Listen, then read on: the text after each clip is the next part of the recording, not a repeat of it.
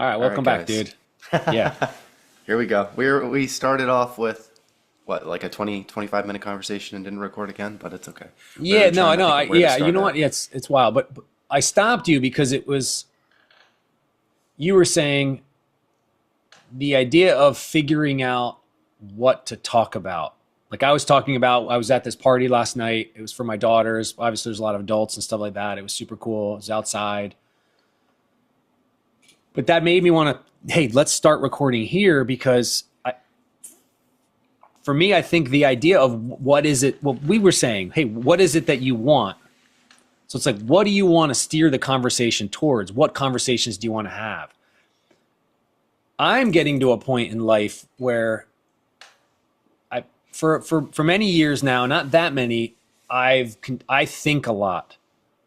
I've always thought, but not as much as I do now. Not I haven't thought as much as I do for the past few years as intentionally as I do now about pointed thoughts or topics, things like that. So part of me now is getting out into sort of left field of, let's say the party I went to, I don't know, it was 50 people, and everyone was kind of in a somewhat confined space. There was like the tent outside around this fire pit in the house and stuff like that. And it's, well, you have to make a choice that night.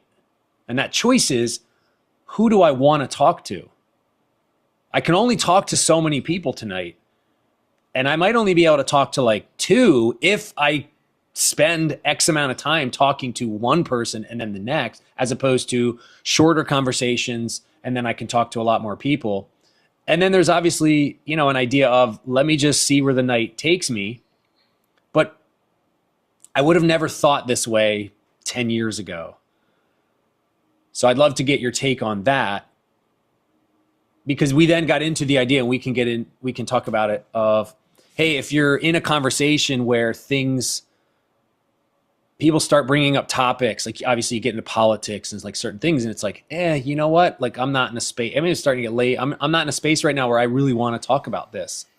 And it's like, hey, this is where I'm free to talk about or not talk about whatever it is that I want. But how do you then figure out how to steer that direction into hopefully more of a fruitful conversation? Not that you shouldn't talk about politics, but so anyway, I don't know. What are your thoughts on the idea of, for me, everything stems back to this idea of goals. And we were going to show this clip, right? Bill Beswick is this famous sports psychologist over in the UK. And he has this clip where he says, when he works with athletes, he has three questions. He's like, what do you want? How bad do you want it? And then if you get to those, then how much are you willing to suffer to get it? But he said, it all starts with what you want. And the cool thing about that for me is it's so translatable. You don't have to be an athlete. It's like anything in life. I think I've used the quote multiple times over the past 4 episodes that, if one has no port to which one is sailing, no wind is favorable. So there's an idea of goals and like, what is it that you want? I think it gets nuanced and it gets annoying initially if you're like, oh, let me go into a party or I'm going to the bar with friends or I'm going out or I'm going to a family gathering. Hey, let me have like an itinerary of who I might want to talk to. But I think that's the beginning stages of anything. Almost anything is going to be awkward in the beginning. Like no, every master was once a novice, was once an amateur. Show me someone making no mistakes, Einstein, and I'll show you someone trying nothing new. It's like, but the more you do that, why not try it? Like go, hey, I'm going to go to this party. And it's like, who do I think is going to be there? Is there anything that I want to bring up with like person X, Y, and Z? I don't know. What are your thoughts on that? You got me thinking about a lot of things. I think that was a good point of I like the filter aspect because you probably do a really good job with that, but I think that's something that I've been struggling with and now thinking in that lens of I've gotten having like better. I a can filter always, on of who you want to go and spend time around. Maybe you don't know those people, but you know that they have a common interest would be a smart way to start. So for myself, I got my place now. I live by myself and I'm trying to get out and do more sociable things. And I thought of a couple different ways of doing that. And one of them was like going to a group fitness class, maybe doing yoga or something on the weekend where I can kind of get involved in with the filter of people who are into their fitness and care about their health. But again, like you said, there's still that awkwardness of not knowing A, who you want to talk to and, B, who's going to have a common interest and then C, even who's going to who's going to be worth willing talking to, right? That's going to give you maybe some direction in towards of what you're looking for out of the experience that you're in right now, like going to that class and wanting to come back and making friends, or whether it be like a value connection in terms of like introducing you to someone or making new friends, whatever. Like you were just saying at the party, I think that's what makes it difficult is that you're not going to have enough time to talk to all of those people. So it would be really cool to know who you want to talk to and then break through that awkwardness and, you know, break the ice, so to speak, and introduce yourself and have a conversation with one or two people where you can get a lot of value out of their time and interacting with them. But I think the filter aspect's really interesting because if you put yourself in the, at least in the right setting, you have more of a opportunity to meet even one or two people that may have an impact on you and help you steer yourself in a new direction or in the right direction, or give you some sort of words of wisdom to open your mind to something that you didn't, you know, see before. So I like that. I like that a lot. Yeah, you know A what? party's hard because there's so many people, and usually at a party, again, if it has a theme, like you went to, you were saying it's like a holiday party or a family party, which is probably better than like if you go out to a bar. No, no, it was most of them were strangers. Okay. It's Yeah, it's it's hard. a I mean, it, I went out the other night with my buddies, and it's really interesting. I don't know if it's the way it is now or if it's the places that we're going to, but it's getting older and like observing how people interact, like psychology, and seeing how obviously it's comforting to go to people that you know and stay in groups that people you know who people are, and people kind of get you, and you don't have to, like you said, interact with people that are new and introduce yourself. And it's just like people are in their own little groups. Like it's you go to a social setting to meet new people, but people are still in their own little like friend groups and sectors, and like don't want to mingle and interact. So it's just weird. There's probably places like where, again, if you filter out, I know there's these new things now where like there's single running clubs that they're doing, like as an example. You oh, go out and you'll be active, and everyone there is supposed to, like, you basically will wear a bracelet if you're single, and if you don't, or maybe you don't have a bracelet on, that symbolizes that you're single, and if you have a bracelet, it shows that you're in a relationship or you're with someone. But I guess it well, would, sure, maybe they yeah. have parties that are like that, you know, where Well, sure, it's interactions uncomfortable. where, It's on. There's an aspect of it being uncomfortable to put yourself out there because there's an aspect of vulnerability. Right? It doesn't have to be from a. I mean, well, we can no matter what we can use the word relationship. It's like, well, you know, how I react and work with my boss is a relationship. Like they're all relationships. A network. right. There's an you know the term relationship is almost a universal one. Even if someone's an enemy, that's still a relationship. Things to that nature, but I don't remember where I was going with that. Anyway. No, I think I like the filter aspect though, because, so back to my point is, I think if you want to spend time on who you want to talk to, or like, for, again, this is like anything in life, but we were talking about last on our last episode, episode 15, how we, instead of adding more things in, which is the same thought of, let me talk to Uh, all these people at the party, let me retract and say, I'm going to talk to one or two people here. And like what you were saying, versus I'm going to add in all these new things in my life, let me focus on one or two things that are going to really help me, you know, my fitness, my family, or my friends, and, you know, like things that I really have good control over, and help you really get into the right mind state to be successful in your everyday in and out opportunities. Like at a party would be the same thing. And let me talk to, like, my goal is just one person. I want to talk to the one right person. And until I find that one right person, then you can use those closed-ended questions, like you were just saying. Well, we didn't mention that, but open-ended, closed-ended questions to get out of a political conversation and find the right conversation. Maybe you wanted to talk about fitness, or you wanted to talk about self-development, because that's what we like to talk about, or mhm. family, or something else. And if you're able to weed out and find that right person, then you can spend your time versus wasting your time in a conversation that you don't even want to be in. And then you're burnt out to the point where you find the right person that you wanted to interact with, and you don't have the energy to expend to, Sure, sure. you know what I mean? Yeah, I think it's. I just wrote down the word intentionality. I think it's a word that's popping up a lot more. Where it seems, I mean, for a lot of people, maybe it seems unnatural. If you're like, you know what, I'm gonna make it a point that when I go to a setting or an environment where there's going to be a lot of individuals that I don't know, and or individuals I've seen before but I never really got to know, that I'm going to make it a point to have a certain series of questions and or like try and target 2 people, 4 people and then leave the 5 and 6, whatever the night has to offer, it seems I'm assuming a lot of people will think, oh, that's very unnatural, and it's like, It is, but like you got me thinking because it's like you go in with a plan and then you're gonna be able to follow through with the plan and get to your goal versus you're gonna go into the same situation, not have a plan, interact with someone and still ask them the same questions. And then sure, you may get to your goal or may not. So isn't it better to be able to at least know that you're talking to the right person or the right group of people and be able to have more of a chance of success than to just go into it blindly and maybe you're talking to people about exercising that don't even exercise. So like why would they want to have a conversation about your diet or like a new supplement you're trying or you're going on a fitness vacation to somewhere to do a run, a half a marathon and whatever it is. Like you need to make sure that you're, and I'm not saying that I do a good job with this. I think that it's starting to make more sense for me now for why so many people talk about having a plan and everything because it's the same thing. You don't just go to the gym and just randomly work out and do random things every single time you go to the gym. You have a plan. You follow a program to some degree. Like even people that are new are going to go Monday, they're going to hit upper body. Tuesday they're going to hit lower body. Wednesday they're going to maybe have a rest day or they'll hit like the backside, their posterior chain. Like there's some structure to some degree in that for you to get results. So why wouldn't you do the same thing and really anything else like what we talk about in life? It's just it makes it more difficult because it requires a plan and structure.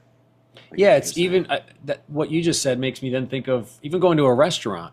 Oh, I don't know what I'm going to order, but you generally will choose the genre of restaurant to go to. Like I'm going to go to a, hibachi restaurant. I'm going to go to an Italian restaurant.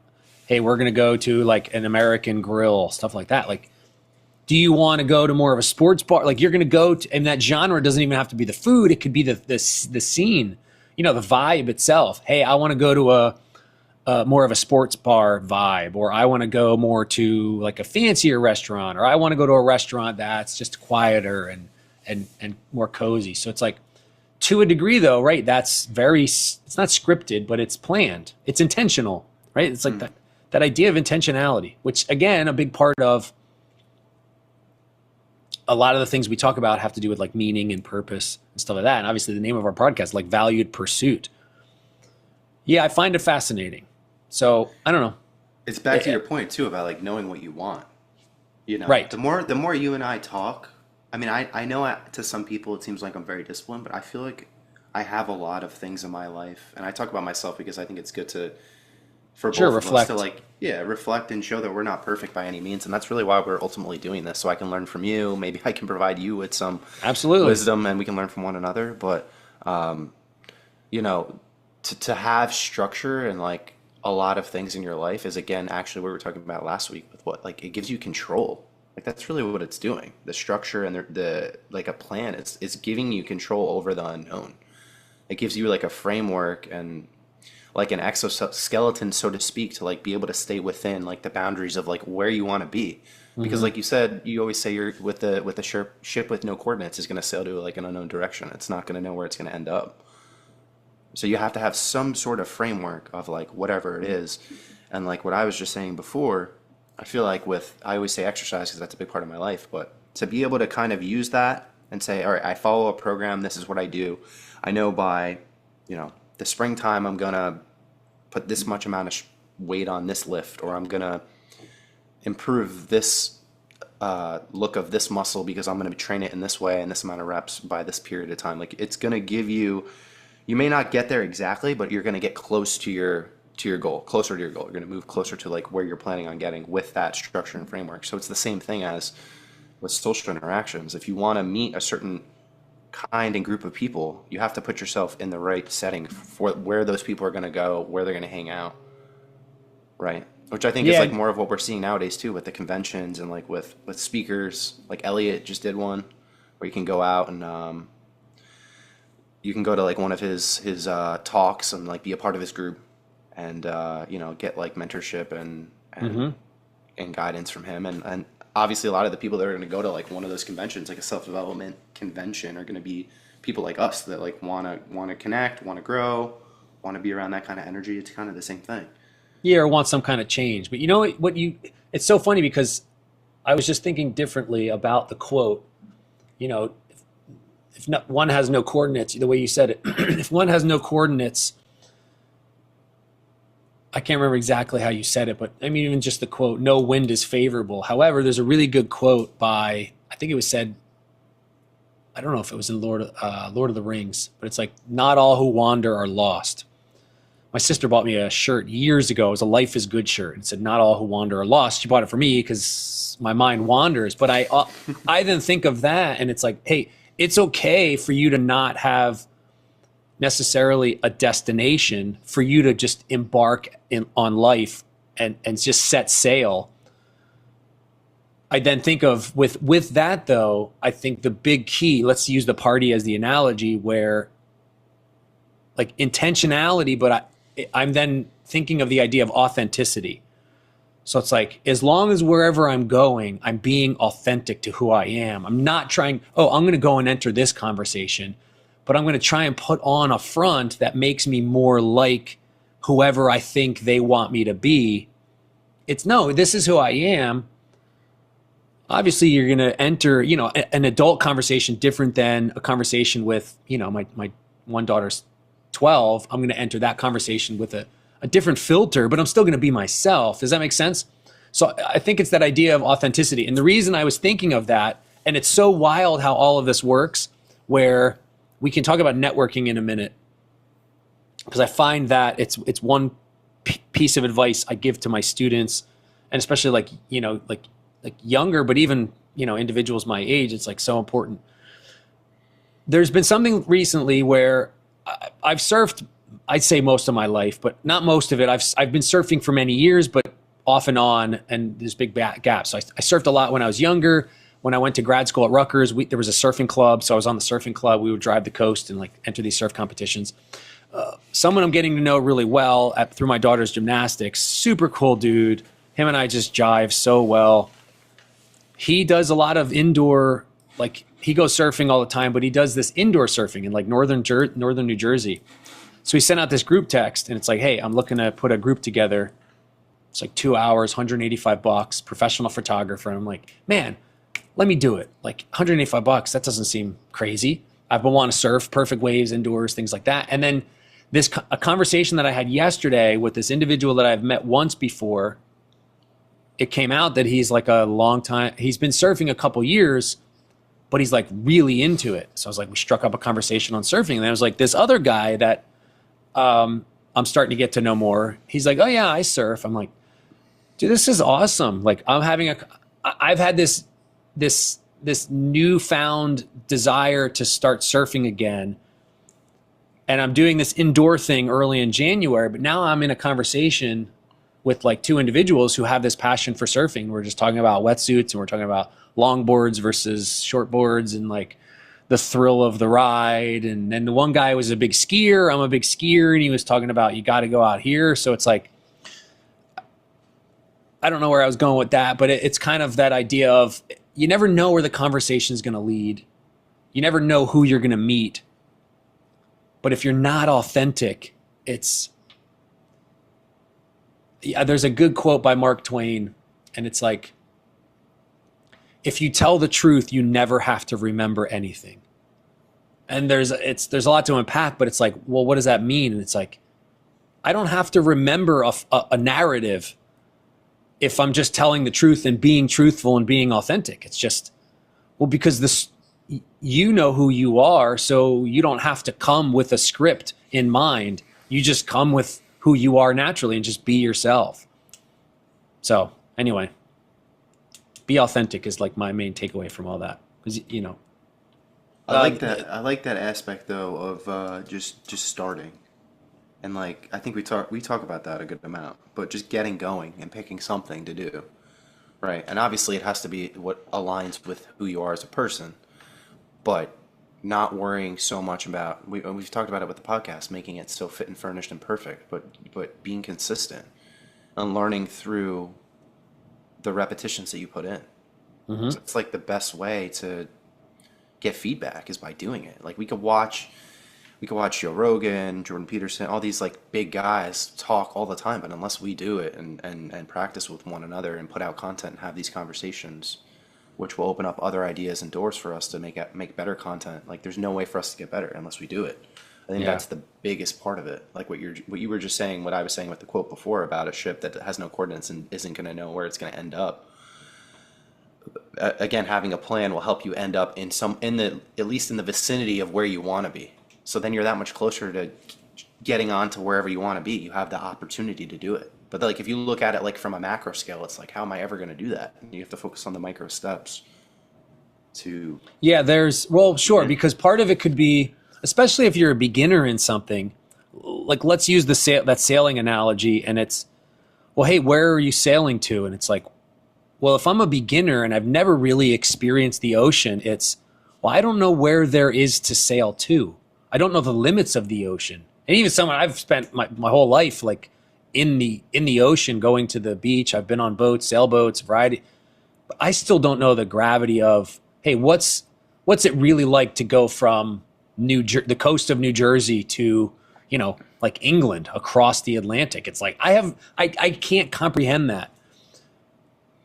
So yeah, like just you won't know, right? The idea of, again, you want to get more knowledgeable in an area, you need to add stuff. So I like that idea of just starting. Like there's a cool, interesting quote by Oscar Wilde that says, "Nothing worth knowing can be taught." So it's like, what's better than knowledge? Applied knowledge. Like I can study, and I've listened to, I'd have to see if YouTube can count my hours, but like hundreds and hundreds of hours of podcasts and YouTube videos and stuff like that. And but if all of a sudden, let's say I have 10,000 hours, which they say is like, I think it was, who wrote Tipping Point? I can't remember. Malcolm Gladwell. I think it was Outliers. He talked about the idea of like 10,000 hours of practice. But again, you can watch as many movies as possible. You can listen to as many podcasts as possible. But until you record your first podcast, you'll never know what it's like to record a podcast. So again, like consistency. It's funny. I wrote down two words. You can't see it. Intentionality and consistency. So it's like that idea of nothing worth knowing can be taught. It must be experienced. And mistakes are the only way that you're gonna, learn, like to try challenges and stuff like that. So putting yourself out there, I think, is the big one. That's how bad you want it, right? Like, yeah, because it's those conversations. What is it that you want? Like whatever endeavor you go into, like let's say we were using this big thing. Because I think even last week you were talking about, hey, if I'm in a setting where I'm wanting to talk to someone, maybe like, because I'm interested in a relationship and stuff like that. And then what I was talking today is, I'm at a party and I'm just looking to like meet people. Like, I mean, you're one of my great friends, but we don't see each other that often.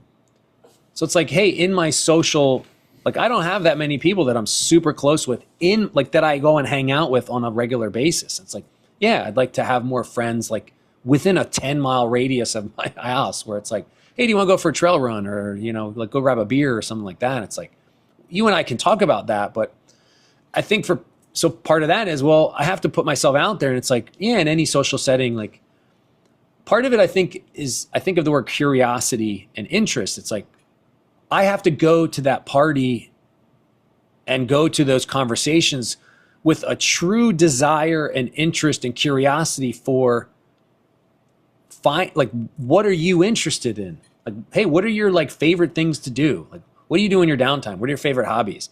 Hey, if you could be, like what job do you do? And it's like, oh, if you weren't doing that, like if I could, that age old question, if you knew you couldn't fail, what is it that you would attempt? Like that's a curiosity about that other person. And it's like only in those endeavors will I find out, oh, that resonates a lot with me. Let's explore that. And like, stuff like that. Does that make sense? I've never heard that before. If you Really? weren't gonna fail, yeah, what would you try? That Oh, makes no. me think about today. I was thinking in the car. I don't know what made me think about it, but anyways, I mean, I work around it all the time, but like if you knew you were gonna die, like say, I know people that say Sure, this all sure. the time, but if you had, I don't know, let's just say 10 months left, what would you do? Like, what are the first three things that come to your mind that you Yeah. would do? You know, and it's kind of the same, obviously, to a greater degree, like the 10th degree of the question, but it's the same thing of failure. If you knew that you only could be successful, what would you do?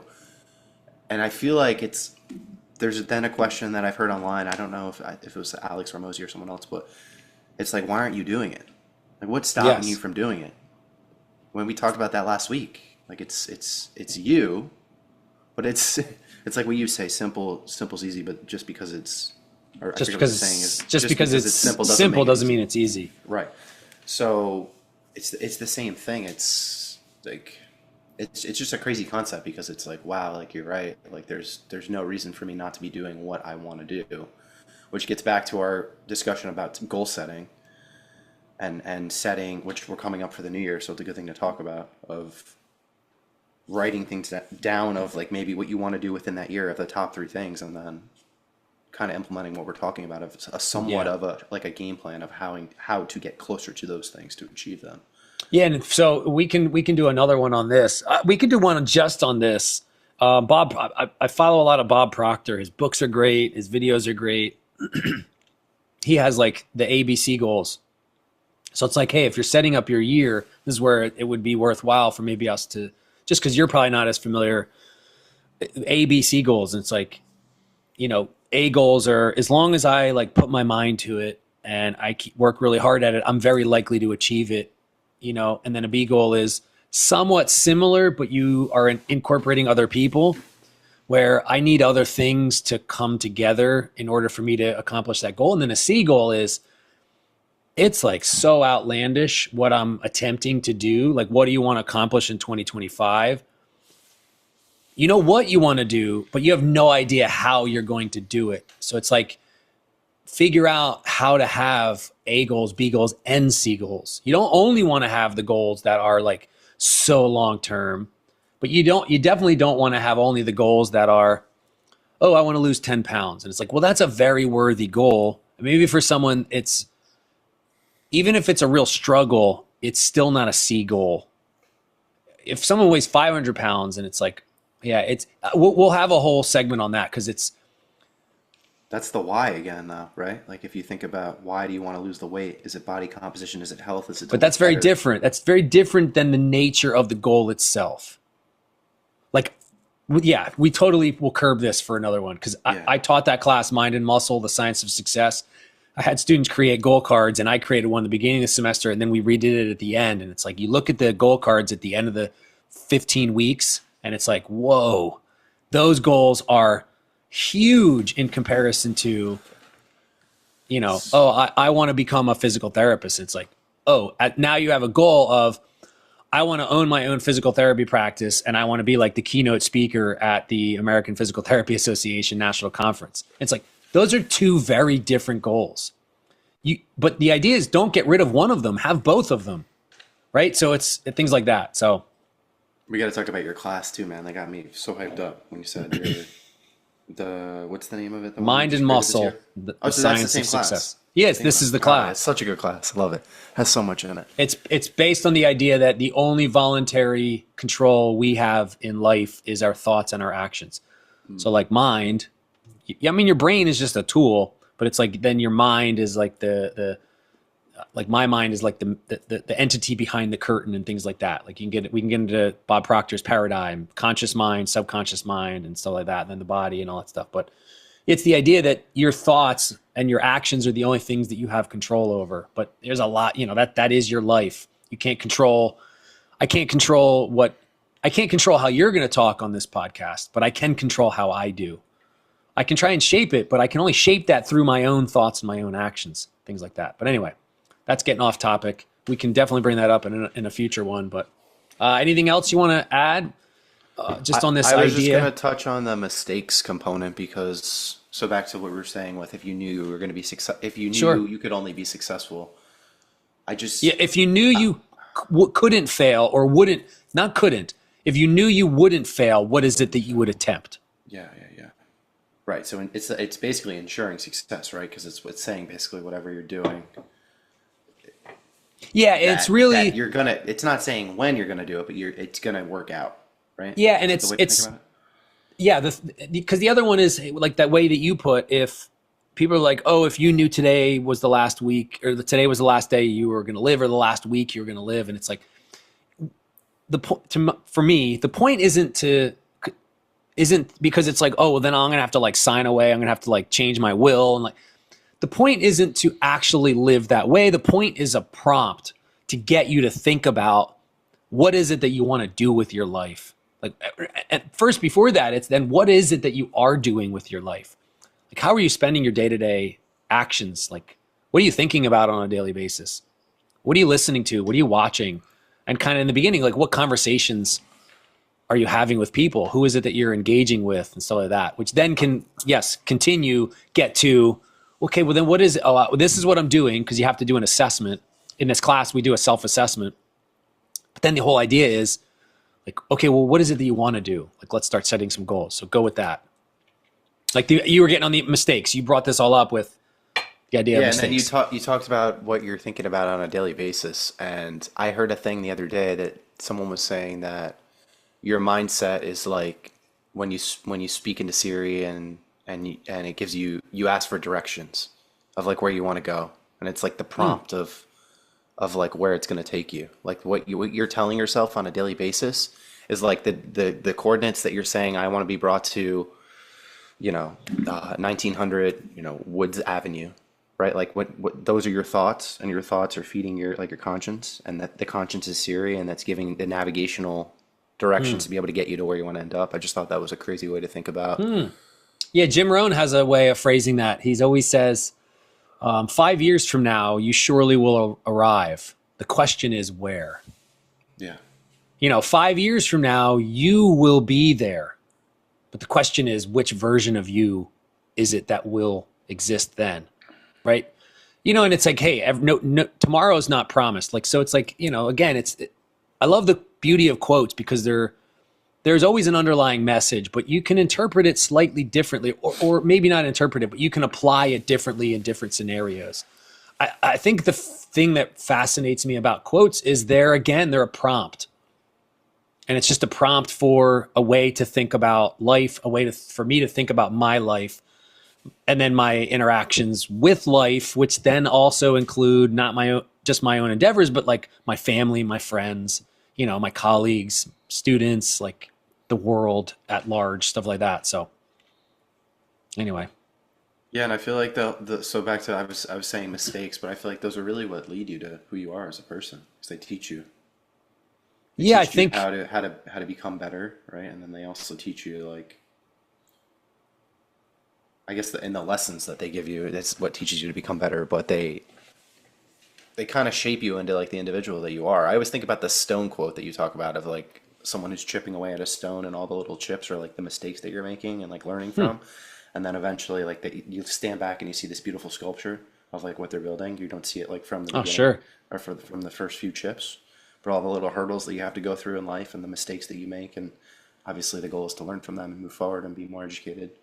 Yeah, I think this is where we can, I'll try. I'm getting really good, man, because students know I go off on tangents, but I'm getting super good. I'll say a great. Good is the enemy of great.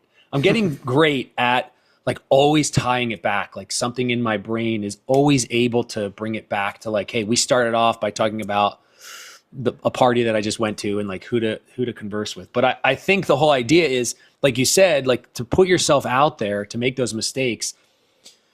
Einstein has a good one. He said the whole point is to never stop questioning. Curiosity has its own reason for existing. And it's this whole idea of the only way for me to learn anything is to try something. And conversation, like asking a question, is you trying something. Like we don't learn anything from giving answers. We learn from asking questions. So for me, I'll pull it back to the beginning, and it's the idea, and you prompted this with the idea of making mistakes, and maybe there's, hey, I don't want to I don't want to put myself out there because I don't want to be embarrassed. I don't want to fail. I don't want to look like a fool. And part of that, I go back to this party like, hey, I'm going to strike up a conversation. I'm going to be authentic, right? I'm going to intentionally like engage in conversation about things that I are really passionate to me, but I'm going to do it in a way that I'm trying to poke and prod and probe and question the other individual. Like, hey, tell me about yourself. Tell me about your life, who you are, what you're interested in, things like that. When I think of that and it's like, hey, what's the worst that could happen? This person's like, you're a nut. You're crazy. I have no interest in talking to you ever again. It's like, okay, like what's the harm in that? There's billions of people in this world. Like, Yeah, it's a crazy concept to wrestle it's with, isn't very it? empowering to be okay with a conversation going bad and I think it's because we an get stuck in endeavor our going routine nowhere, too, though, right? because you see people more frequently than you don't, right? Like you go to the gym, like say you talk to people there and that happens. You may see that person at a reoccurring time if you're going every day at like 8 a.m. Yeah. So there's some sort of risk there where it's going to lead to like awkwardness, which is where I feel like probably most people, where I get turned off by that. But Which is again, go back to ahead. your point quick about being authentic, Yes, that's what I because was gonna say. yeah, that's great. I love that. I feel like I've done a good job with that. But where I don't do a good job with that is I'm not willing to change to put myself in situations where I could meet somebody that I wouldn't know would be in like a setting like a party or something. Like I assume that people are going to a party, they're going to want to drink, they're going to want to be reckless, they're going to want to not think with their frontal lobe, they're going to make stupid decisions. They're probably not going to have values and disciplines, and this is again just a generic party, not like what we're talking about like a family event or like, you know, you're going to a buddy's house that is into cars and has a common interest. But like the bar would be a better example, not a party. I won't, I'm not even willing to go there and still be myself because I just know that those people probably aren't going to like me for who I am, right? Because I don't have the same values as them. Maybe I don't like to drink. I don't want to be reckless. I don't want to do X, Y, and Z. So I feel like that's where, like, for what you're saying, to go even and still be vulnerable in a situation like that and say, hey, I'm still going to be myself. I don't care if these people don't like me, and maybe I'll meet somebody. That's powerful. Like, that's a liberating thing to think about. Like, if you can do that, Yeah, that's because it. for me, a big takeaway in life, and I don't know if I've coined this term, maybe I heard it somewhere, but I talk about I'm not a idealist, I'm not a realist, I'm a possibilist. So Mm. it's like the idea would be you going to the bar, not wanting to drink. Why isn't it possible that there's, you know, another guy out there with his friends that's in the same position? There's another girl out there who's going with her friends and she's in the same position and has the same mindset as you. Like you have to go into these endeavors with as a possibilist, like that it's possible for X. But you have to frame that mindset, though. Oh, That's sure. not something that's common to have It's through friends, family, people you meet on the intentionality street. Yeah, you gotta and it's really, difficult. You have to practice yeah. it. So, yeah, I think for me, like I like that term. I always say at school, like when I'm working, I have like 95 advisees, and then I advise a lot of others. It's like I talk to them. I'm like, I'm a possibilist. Let's figure out like is what you're trying to do possible? Mm, You know, stuff like that. I So like that. That's good. anyway, all right, And man. it's a good place to end. I love Yeah, that. The yeah. possibilist, So not a what realist. would be our takeaway? Pessimist. What's your takeaway for this? What do you want to tell the readers, listeners, readers? You can read the transcript, Yeah, right. listeners Uh, and viewers. I would say, I mean, I like to relate back to one of the other quotes that you said, that everyone that is a master was once a novice. To remember that what has led people to great success are a lot of things that didn't work, and they just found what worked, right? Like it's this, you also talk about another quote where it's like, I didn't figure out all the ways that I failed. I figured out all the ways that didn't work or something Yeah, like it's that. Edison. I So didn't figure out 10,000 ways to fail. I figured out 10,000 ways the light bulb didn't work. exactly. And I think that that just leads you to like being such a knowledgeable and powerful person. I mean, I listen to you speak, and it's because of all of the times probably that you've sat with these quotes and thought about and talked out loud and talked to other interesting people, and you're like this amazing speaker, and you can formulate thoughts and these like complex ideas in your head and always relate it back to our main point. So, but that was from like a lot of work and time that you put in behind the scenes of Oh, with the yeah. camera being off that no one ever saw. And I think that to, like you were just saying, to be a possibilist is amazing because like anything's possible. It really is. At the end of the day, it really is. And it sounds so corny. Like for me to Hmm. say it because I say it to people at work and they're like, oh, blah, blah, blah, blah, blah. Anything is possible. Like us being here right now, Gary Vee always says it, is like such a miracle that you and I are even able to talk and you're in Philadelphia and I'm in Hmm. Connecticut and it's like we can have this conversation and we can go back and forth and help one another and then put it up online for other people that don't even know us to listen to it. Like that's crazy to think about.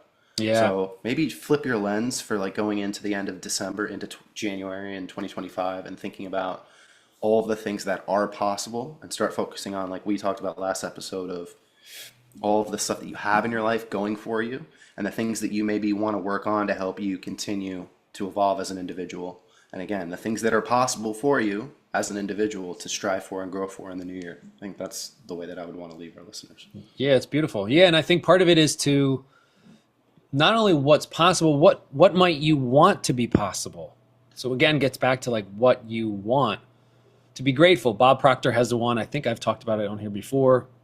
Be happy with what you've got, but dissatisfied with it because dissatisfaction is a creative state, right? Jim Rohn always says, be thankful for what you have while in pursuit. Be grateful for what you have while in pursuit of what you want, right? So the benefit of stuff like that is to use what you have to get what you want. Because all the tools you need to get to point B, if you're at point A, you have to have them because you can't acquire anything else. You'd have to leave point A to go get it. So it's like whatever you have, it's wherever you're going. The stuff's around, you have the tools around you. But yeah, I like the idea of being a possibilist and putting yourself out there and stuff like that. Mistakes are the only, mistakes are proof that you're trying.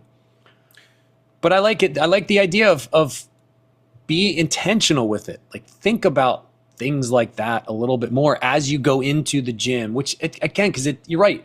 It seems so corny. And I think we will talk on the next one about my class because the main takeaway that students gave me at the end of the semester was they never thought they could. And it's crazy because they probably thought this way when they were younger. And along the way, we just life and the system of failure and doubt beat it out of them. But they were thankful that they now have a vision of who they could be in the future that's far surpasses anything that they thought possible, which again, it's like a possibilist. So, all right, man. It's always a I love pleasure. that. Absolutely. It's great, man. Yeah, no, I think this is awesome.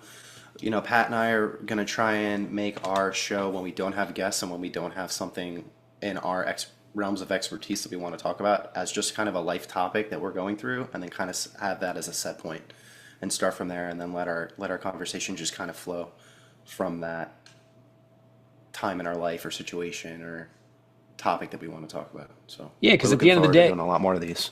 yeah, absolutely. At the end of the day, I mean, valued pursuit. I don't think that I could have chose. I don't think we could have a better name. It's like, Such a good name. pursue. There's value in pursuing a more valuable version of yourself. You just have to try and. It takes effort and it takes time. It takes trials and tribulations and mistakes. Trying to figure out what version of yourself you're interested in pursuing. Because there is a valuable version of you out there. There's more than one. I think that's my main takeaway too. There's not just one. There's tons because it's not what you get. It's who you become in the pursuit of that version. Even if you don't get them, even if you don't become or be labeled the person that you're trying to become, you get the job that you want to become, you land or accomplish whatever goal. Now even if you fail in that, failure is an event, failure is not a person. Who you've become in that pursuit now allows you to expand the possibilities of the next pursuit. So I'll leave Leave it them with with that. leave them with that, Failure is man. an event, not a person. I love that. Yes, sir. That's gold. All right, man. Until It's next always a time. pleasure. Always a pleasure. Until next time. Next Sunday. Tune in. Be well, Tyler. Be well, everyone. All right, Pat, take care. Bye. Thank you for being here and taking a step towards growth. As the saying goes, change is inevitable, but growth is optional. We look forward to sharing more expertise and content with you, and we want to hear from you about what topics you're interested in learning more about. Please share your thoughts in the comments below. And if you're enjoying this experience, please like, subscribe, and share with others who could benefit. Our goal is to grow the show and bring on more valuable guests to provide relevant content for your life. Thank you for joining us on this mission to spread knowledge and connect with people around the world. The Valued Pursuit podcast and content posted by Valued Pursuit is presented solely for general informational, educational, and entertainment purposes. The use of information on this podcast or materials linked from this podcast or website are at the user's own risk. It is not intended as a substitute for the advice of a physician, medical, psychotherapist, or any other qualified professional, diagnosis, or treatment. Users should not disregard or delay in obtaining medical advice for any medical or mental health condition they may have and should seek the assistance of their healthcare professionals for any such condition.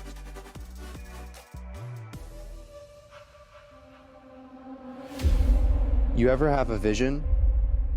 Something you see play out before it happens? They say that the scariest thing in life is not growing into your potential, not recognizing the person you were created to be.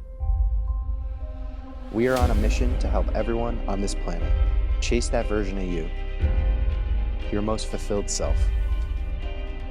Created here in the USA, Reinvent Co. is now releasing their one-off hoodie in a full zip design, premium quality fitted to your physique to show you are chasing greatness in all aspects of life. Wear a garment that shows your potential evolving over a lifetime and become a part of a brand where humans connect to knock down the obstacles they face for endless refinement and continuous improvement.